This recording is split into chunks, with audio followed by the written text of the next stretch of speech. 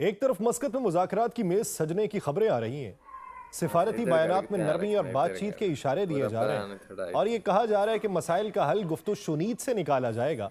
लेकिन उसी लम्हे तस्वीर का दूसरा रुख भी है, जहां अमरीकी फजाइया के खुसूसी तैयारे मशरक़ वस्ता के खत्ते के एयर बेसिस पे उतर रहे हैं, मवासलाती निज़ाम मुतहर्रिक हो रहे हैं, अस्करी तैयारी खामोशी से अपनी जगह बना रही है। उसी दौरान खलीजी पानियों में ईरान ऑयल टैंकर्स को कब्जे में लेकर यह पैगाम दे रहा है कि वो दबाव की सियासत को सिर्फ मेज पर नहीं बल्कि मैदान में भी जवाब देने की सलाहियत रखता है। यह वो नाजुक मोड़ है जहां सिफारतकारी और ताकत का मुजाहरा एक साथ चल रहा है और दुनिया ये जानने की कोशिश कर रही है कि उनमें से किसका पलड़ा आखिरकार भारी पड़ेगा। आप सब पर सलामती हूं, मैं यासिर रशीद हूं और आप देख रहे हैं सुनो न्यूज। नाज़रीन, व्हाइट हाउस की जानिब से ओमान में मुज़ाकरात के ऐलान ने बज़ाहिर एक संजीदा पेशरफ्त का तासुर दिया था, लेकिन पस मंजर में होने वाली अस्करी, सिफारती और सियासी सरगर्मियां ये बताती हैं कि ये बातचीत एतमाद के माहौल में नहीं बल्कि खदशात और खदशात के अंदर छुपे खदशात और ताकत के मुजाहिरे के साए के अंदर हो रही है। ईरानी वज़ीर ख़ारिजा अब्बास इराक़ची की जानिब से मस्कत में जुमे की सुबह मुज़ाकरात की जो तस्दीक की बात आई थी, वो इस बात की अलामत थी कि तेहरान अब भी सिफारतकारी का दरवाजा बंद नहीं करना चाहता और ईरान का मौक़िफ़ इब्तदा से ये वाज़ेह था कि बातचीत सिर्फ जौहरी प्रोग्राम और पाबंदियों के मसले तक महदूद रहेगी। ईरान ये समझता है कि अगर मुज़ाकरात का दायरा वसी हुआ तो ये एक ना खत्म होने वाला दबाव बन जाएगा, जिसमें फिर मिसाइल प्रोग्राम, इलाकाई असर व रसूख और दाखिली मामलात सबको निशाना बनाया जाएगा। इसीलिए तेहरान ने बार बार लकीर खींची कि उसकी दिफाई सलाहियतें और मिसाइल प्रोग्राम नाकाबिले गुफ्तगू हैं। दूसरी तरफ अमरीका की हिकमत अमली उसके बरक्स दिखाई दी। अमरीकी वज़ीर ख़ारिजा मार्को रूबियो के बयानात ने यह वाज़ेह किया कि वाशिंगटन सिर्फ जौहरी फाइल पर रुकने को तैयार नहीं है।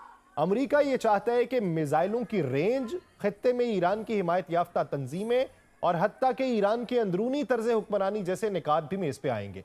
यही वो बुनियादी इख्तलाफ था जो हर मुमकिना मुज़ाकरात को तात्तुल की तरफ धकेल देता था। इसी तात्तुल के दौरान अमरीकी फजाइया के खुसूसी E-11A तैयारों की खत्ते में आमद गैर मामूली अहमियत इख्तियार कर गई। यूनान के जजीरे करेट से सऊदी अरब के प्रिंस सुल्तान एयरबेस तक इन तैयारों की परवाजें ये लॉजिस्टिक सरगर्मी नहीं थी, ये तैयारे फजाई मवासलाती मराकज के तौर पर इस्तेमाल होते हैं जो जंगी या हंगामी हालात में कमांड एंड कंट्रोल के निज़ाम को फाल रखते हैं। एक्सपर्ट्स ये कहते हैं कि सबसे ज्यादा खुसूसी तैयारे आखिर में आते हैं। ये इस इशारे को मजीद मजबूत करता है कि अमरीका महज मुज़ाकरात पर इन्हसार नहीं कर रहा बल्कि हर मुमकिन मंजरनामे के लिए खुद को तैयार रखे हुए। यहां पे एक अहम नुक्ता यह भी है कि ऐसे 2 तैयारे पहले ही खित्ते में मौजूद थे और अब तीसरा तैयारा भी पहुंच चुका है। इस तसलसल का मतलब यह है कि अमरीकी सिफारतकारी और अस्करी तैयारी साथ साथ चल रही है। ये वही हिकमत अमली है जो माजी में भी कई मौकों पे देखी गई है, जहां बातचीत के साथ दबाव बढ़ाया जाता है ताकि जो दूसरा फरीक मुखालिफ है उसको नफ्सियाती बर्तरी के जरिए फैसले पर मजबूर किया जा सके। फिर इस मुज़ाकरात मकाम और फॉर्मेट पर पैदा होने वाला तनाज़े भी इसी तनाव की एक झलक है। इजरायली मीडिया के मुताबिक अमरीका ने ईरान के मुतालिबात मानने से इनकार किया, जिसके बाद ये तासुर पैदा हुआ कि शायद बातचीत मनसूख हो जाए, मगर फिर इलाकाई रहनुमाओं की मुदाखलत हुई और ओमान का नाम दे दिया गया, पहले इस्तंबुल का नाम था। इससे ये वाज़ेह होता है कि मशरक़ वस्ता के बाज़ ममालिक इस बात से खौफजदा हैं कि अगर ये मुज़ाकरात नाकाम हुए तो इसके नताइज पूरे खत्ते को लपेट में ले लेंगे। फिर अमरीकी सदर डोनाल्ड ट्रंप का यह कहना कि ईरानी सुप्रीम लीडर को बहुत फिक्रमंद होना चाहिए, जब ये सवाल किया गया कि क्या उन्हें फिक्रमंद होना चाहिए, उसने कहा हाँ बहुत ज्यादा होना चाहिए। ये बयान सिफारती जुबान में कम और दबाव की जुबान में ज्यादा महसूस हुआ। ट्रंप की सियासत में ऐसे बयानात अक्सर मुज़ाकराती मेज पर बरतरी हासिल करने के लिए दिए जाते हैं, मगर ईरान जैसे मुल्क के लिए ये बयानात उल्टा असर भी डाल सकते हैं। इस तमाम मंजरनामे में इसराइल का किरदार भी नजरअंदाज नहीं किया जा सकता। इसराइली चैनल है 12, उसकी रिपोर्ट्स के मुताबिक व्हाइट हाउस के एलची और जेरेड कुशनर का कतर का मुमकिना दौरा इस बात की निशानदेही करता है कि ईरान के मामले पे पर्दे के पीछे मुशावरत जारी है।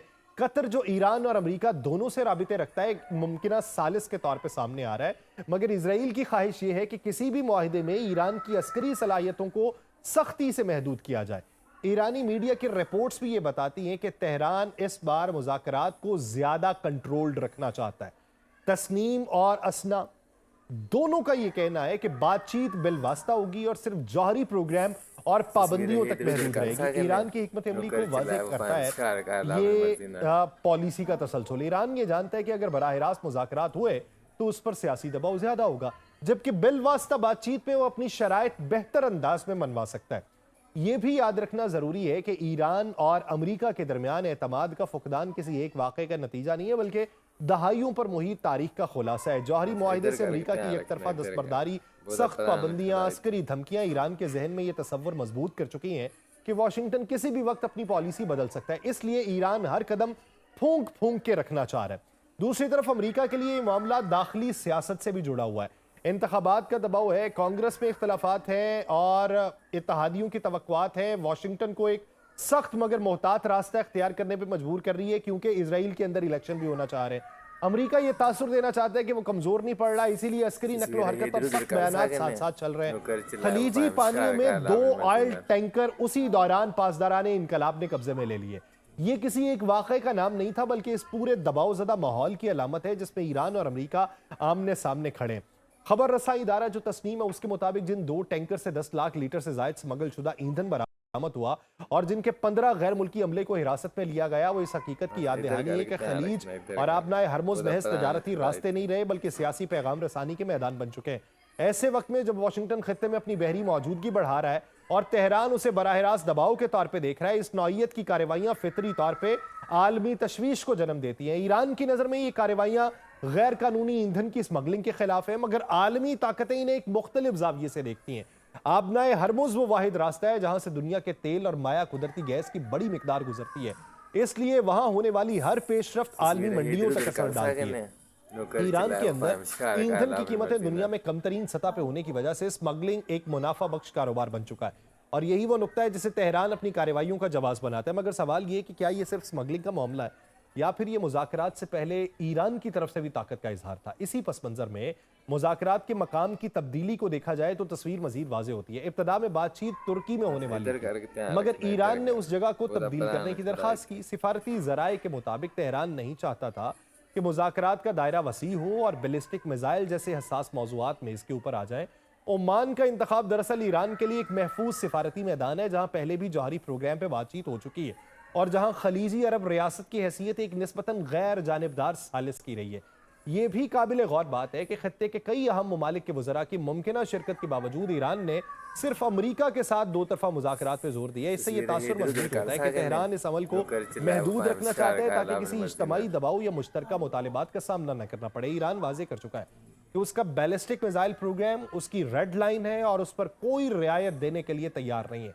ईरानी क़यादत के नज़दीक यही प्रोग्राम मुल्क की दिफाई खुद मुख्तारी की बुनियाद है और अमरीका की जानिब से मुतालिबात की फहरिस्त इस कशमकश को मजीद गहरा कर देती है, जिसमें यूरेनियम की अफजूदगी का मुकम्मल खात्मा है, मिसाइल प्रोग्राम पे पाबंदियां हैं, इलाकाई प्रॉक्सीज की हिमायत का इख्तिताम है, और ये तीनों निकात तेहरान के लिए नाकाबिल कबूल है। ईरानी हुकाम अगरचे ये मानते हैं कि जौहरी मसला एक पेचीदा मामला है, मगर उनके नजदीक असल रुकावट मिसाइल प्रोग्राम है, क्योंकि उस पर समझौता ईरान को दिफाई तौर पर कमजोर कर देगा। इसी दौरान ट्रंप की जानिब से फौजी कार्रवाइयों की धमकी और फिर ये तैयारों की आमद और इसके जवाब में ईरान का सख्त रद्द-ए-अमल मुज़ाकरात को एक नाजुक तवाजुन पर ला खड़ा करता है। वाशिंगटन दबाव बढ़ा के रियायत हासिल करना चाहता है, तेहरान दबाव मुस्तरद करके बराबरी की सतह पर बातचीत पर जोर दे रहा है। ये वही पुरानी कशमकश है जो बरसों से जारी है, मगर इस बार हालात ज्यादा हसास दिखाई दे रहे हैं। मुज़ाकरात में शरीक शख्सियात भी इस अमल की संजीदगी को जाहिर करती हैं। अब्बास इराक्ची एक तज्जियाकार और सबर आजमा मुज़ाकरातकार है जो सिफारती बारीकियों से बखूबी वाकिफ है। उनकी इल्मी और अमली तरबियत उन्हें ईरान का मजबूत नुमाइंदा बनाती है। दूसरी तरफ स्टीव विटकॉफ है जो ट्रंप इंतजामिया में एक फाल एलची के तौर पे सामने आता है। वाशिंगटन के इस पैगाम की नुमाइंदगी करता है कि अमरीकी सिफारतकारी के साथ साथ सख्त मौक़िफ़ अपनाने से भी गुरेज नहीं किया जाएगा। ये तमाम अवामिल मिलकर एक ऐसा मंजरनामा तश्कील दे रहे हैं जिसमें खलीजी पानियों में टैंकरों का कब्जा, फ़ज़ाई और बहरी नकलो हरकत, मुज़ाकरात के मकाम पर तनाज़ा और सख्त बयानात एक ही कहानी के मुख्तलिफ बाब हैं। और ये कहानी सिर्फ ईरान और अमेरिका की नहीं बल्कि पूरे खत्ते के मुस्तकबिल से जुड़ी हुई है। अगर बातचीत आगे बढ़ती है तो कशीदगी में आर्जी कमी आ जाएगी, लेकिन अगर तात्तुल बरकरार रहा तो वह तमाम अस्करी और सियासी इक़दाम जो इस वक्त इशारों में नजर आ रहे हैं किसी बड़े मोड़ की तरफ बढ़े जा सकते हैं। और यूं खलीज में होने वाली हर कार्रवाई, चाहे वो टैंकरों का कब्जा हो, सिफारती मकाम की तब्दीली हो या बड़े खेल का हिस्सा कोई भी चीज़ हो, ये खेल ताकत, मफाद, खुद मुख्तारी और आलमी सियासत के तवाज़ुन में एक अहम बाब समझा जाता है, जहां एक गलत कदम पूरे खत्ते को हिला देगा। अब देखिए इसके नताइज क्या निकलते हैं। मुझे दीजिए इजाजत, अल्लाह ने के बाद।